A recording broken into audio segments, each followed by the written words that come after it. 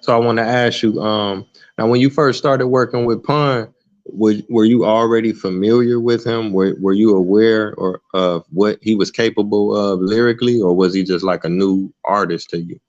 So it was a little bit of both. He was a new artist, and they had dropped the first promo single, "You're Not a Killer." If you go all the way back to that first single that came out, that was produced by Young Lord, and my cousin had bought the promo, and he was like, "Yo, this is a one of the cats that's with Fat Joe that they signed," and that's how I got familiar with him initially. But my cousin had a very good relationship with him because he's actually on that first Capital Punishment album in that skit, packing the act, and he was like, "Thanks, Pun," like he's like actually on it, So it's like his relationship with Pun was really really strong. And then once we kind of were able to lay that record down, and once the record kind of did what it did, Grammy nominated, first Latino rapper to go platinum, you know, then Pun put us on all the rest of the projects before he passed away. So we were on the Terror Squad album, the first album. With that, we did the record Triple Threat. Then for the second album before he passed away, we had did the Leatherface album, the Leatherface song.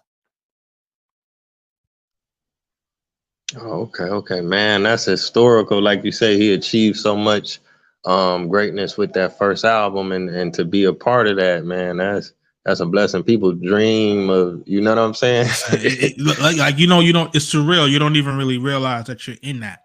Like you don't really realize it. Like when we did the Leatherface song, at the time he was getting his house worked on, and he would be recording out of Sony Music. So we would go there, and he would just be in there. His kids would be running around.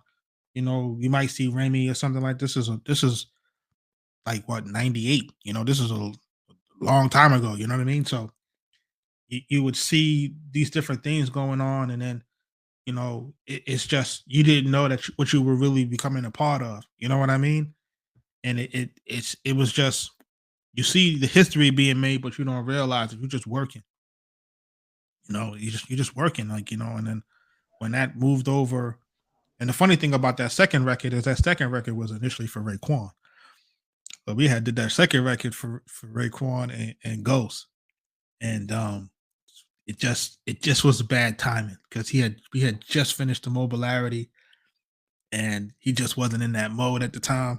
So it was like we played it for him. We had the idea, pardon, but it just wasn't the right timing. And then we wind up just say, "Hey, let Pun hear it." Pun was like, "Man, I'm taking that." And then he just, the rest is history. Joe was like, "That's crazy. That record is crazy. It's fire." So it's a blessing, man. Like just to be in the building, a blessing to have those opportunities, to have those doors, be able to be around some of the most prominent figures in hip hop. The Nas, the Prodigy, the Wu Tang. It's just crazy. Yeah, yeah, indeed.